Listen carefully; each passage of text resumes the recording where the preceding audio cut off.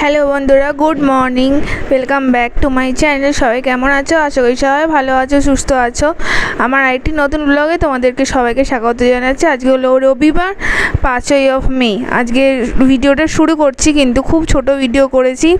দেখতে পারলে সকালবেলা হাঁসের ডিম বসিয়েছি, তো হাঁসের ডিমের কষা রান্না করবো আজকে।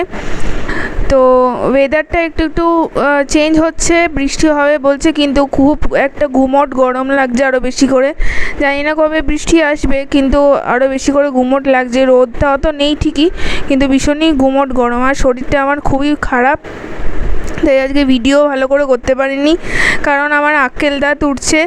আর আমার আক্কেল দাঁতের সাথে খুবই একটা বাজে এক্সপিরিয়েন্স আছে। আর ব্রেকফাস্টে ম্যাগি করেছিলাম সবজি দিয়ে, আর দেখো ডিমটাও মাখিয়ে রেখেছি, নুন হলুদ দিয়ে ভাজতে হবে। আর শাক করব, কলমি শাকটা কাটবো। আর সকালবেলা থেকে মানে দুদিন ধরেই আমার আক্কেল দাঁত উঠছে, মানে বাঁ দিকের আক্কেল দাঁতটা উঠছে। আর আমার খুব বাজে এক্সপিরিয়েন্স আছে আক্কেল দাঁতের সাথে, কারণ আমার ডান দিকের আক্কেল দাঁতটা আজ থেকে 4 বছর আগে উঠেছিল, মানে 2019-এ উঠেছিল, 2019-এর আগেই উঠছিল। তখন থেকে এত বাজে একটা পেন হয়েছিল, আমি বুঝতে পারিনি। আমি জানতাম আক্কেল দাঁতের একটা পেন হয়, মা বাবারা বলতো যে আক্কেল দাঁত উঠলে একটু পেন হয়। সেটা সহ্য করতে করতে এমন বাজে পর্যায়ে চলে গেছিলো, আমি সারা রাত ঘুমাতে পারতাম না। ব্যথাটা মাথা অবধি উঠে যেত, কমতো না কিছুভাবেই। তারপরে আমার বিয়ে হলো 2019-এ, তখন ওই নিয়েই বিয়ে করেছিলাম, ওষুধ খেয়ে, অ্যান্টিবায়োটিক খেয়ে। তারপরে বিয়ের পরে আমি অপারেশন করতে হয়েছিল, তো এক্সপিরিয়েন্সটা খুবই খারাপ ছিল। আর বুঝতেই পারছো, একটা অপারেশন মানে সবারই ভয় থাকে, সে যেটাই অপারেশন হোক না কেন।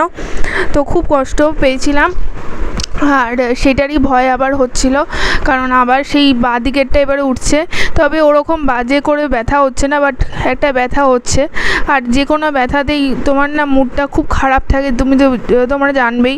যে কোনো কিছু ব্যথার হলে, আর দাঁতের ব্যথা খুব একটা ভালো ব্যথা হয় না, সে কম হোক আর বেশি হোক। আর সকালবেলা থেকে খুবই খারাপ এক্সপিরিয়েন্স আমার সাথে হচ্ছে, মানে খুব খারাপ না, তবে আমি মানে অতটা ব্যথা না, কিন্তু একটা নিতে পারছি না, খেতে পারছি না, এটা আমার সব থেকে রাগ উঠছিল। আর দেখো, আমি এখন বসে বসে নিজেই কান্নাকাটি শুরু করে দিয়েছিলাম। হয় না, দেখবে মনে হয় যে আমি রান্না করছি, আমি খেতে পাচ্ছি না, বাদ বাকি লোক খেয়ে নিচ্ছে, আমার খেতে অসুবিধা হচ্ছে, আমি চিবাতে পারছি না, এরকম একটা ফিলিংস হয় দেখবে নিজের ভিতরে। আর খেতে পাচ্ছিলাম না বলে ভেবে করে খেতেও ফেলেছি আজকে। আর আমার বর পাশে ছিল, আমার বর বলছিল কেন কাঁদছো, তোমাকে তো বলছিলাম বারবার করে চলো ডাক্তারের কাছে যাই। আর আমার একটা বাজে জিনিস আছে, যে আমার ভীষণ একটা বাজে জেদ আছে ছোটোবেলা থেকেই, আমি খুব বাজে জেদি টাইপের মেয়ে। আমি ওকে বলছিলাম না, আমি ডাক্তারের কাছে যাব না, এখন ওরকম ব্যথা হচ্ছে না, যখন ওরকম ব্যথা হবে তখনই যাব। মানে আমার একটা বাজে গোয়ার্তুমি আছে, আমি জানি সেটা। তারপরে দেখো ভ্যাঁ করে কাঁদছিলাম, আর বরের সামনে এসে বলছিল কাঁদছো কেন, খেতে পাচ্ছ না যখন, ওই সাইড দিয়ে খেও না, যদি নাই খেতে পারো তাহলে ছেড়ে দাও, গলা ভাত খাও, কেন এইসব জিনিস খাচ্ছ। ও তো বলছে ওর মতন কথা, কিন্তু আমি তো শুনছিলাম না। আমি আমার মতন দেখো এখন ভ্যাঁ করে কাঁদতে লেগে গেছি। আমি আবার এরকমই মানুষ, কেউ কিছু বলতে আসলে আমার মানে ধরো আমার একটা কষ্ট হচ্ছে ভিতরে, তারপরে কেউ যদি আমাকে সান্ত্বনা দিতে আসে, আমি আবার ভ্যাঁ করে কেঁদে ফেলি। এটা আমার আছে, বরাবরই আছে ছোটোবেলার থেকে। এটা মাও যখন করতো, তখন আমি কষ্ট পেতাম, মা আমাকে সান্ত্বনা দিতে আসতো, আমি আবার ভ্যাঁ করে কেঁদে ফেলতাম। তো এখনও তাই করছি, ভ্যাঁ করে কাঁদছি। আর ও আমাকে হাত বুলিয়ে দিচ্ছে, গায়ে হাত বুলিয়ে দিচ্ছে, মাথায় হাত বুলিয়ে দিচ্ছে, আর বলছে সন্ধ্যেবেলা চলো ডাক্তারের কাছে। আর আমি তো বলছি না, আমি যাব না। আলটিমেটলি এখন আমি ভয়েস ওভারটা দিচ্ছি পরের দিনকে, তো আমার এখন ঠিক আছে, তবে ওই খেতে অসুবিধা হচ্ছে, কিন্তু আগের থেকে ব্যথাটা কমে গেছে, কিন্তু আমি এখন খেতে পাচ্ছি মোটামুটি। ডাক্তারের কাছে যাব কি না ঠিক নেই, তবে ইচ্ছা আছে এখন যাব না, কারণ এটা কন্ট্রোলে আছে, কন্ট্রোলের বাইরে চলে গেলে আমাকে দেখাতেই হতো। তো বেকার আমি এখন ওষুধ খেতে চাইছি না। তো যাই হোক, এখন দেখো ডিমটা ভাজছি, রান্না তো করতেই হবে, যতই আমার কষ্ট হোক আর যাই হোক, যেহেতু আমার কেউ করে দেওয়ার নেই।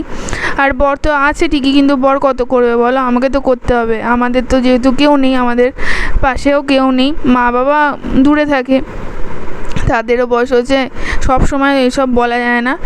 তো দেখো আমি এখন ডিম কষা রান্না করব, যেহেতু আজকে মাংস করব না, তো ডিম কষা করব, তাই জন্য কষিয়ে নিয়েছি। ডিমটাও ঢেলে দেবো। এবার ডিমের ঝোল যেরকম রান্না করে সেরকমই রান্না করেছি, কিন্তু আমি ভিডিও করতে পারিনি। আজকের মতন ভাবছি ভিডিওটা এখানেই রাখবো। আবার একটা নতুন ভিডিওতে তোমাদের সাথে দেখা হচ্ছে। ভালো লাগলে অবশ্যই করে চ্যানেলটা সাবস্ক্রাইব করে পাশে থেকো চ্যানেলটার। আর তোমাদের ভালো লাগছে কি না অবশ্যই জানিও। চলো আজকের মতন ভিডিওটা এতটাই। আর হাঁসের ডিম গরমে খাওয়াটা উচিত না ঠিকই, তবে খেতে ইচ্ছা হয়েছিল, কিন্তু খেয়েও রেজাল্টটা পরে ঠিকঠাক পেটটা সায় দিচ্ছিল না। তবে এখন ঠিক আছি মোটামুটি, ওভারঅল আমি এখন মোটামুটি ঠিক আছি। তোমাদের সাথে নতুন ভিডিওতে দেখা হচ্ছে। তোমরা সবাই ভালো থেকো, সুস্থ থেকো, গরমে সুস্থ থেকো, আর বৃষ্টিটা যেন তাড়াতাড়ি আসে সেটাই প্রার্থনা করো। আমি তো বৃষ্টি আসলে ভিজবো, তারপরে অন্য কথা। তো চলো আজকের মতন টাটা।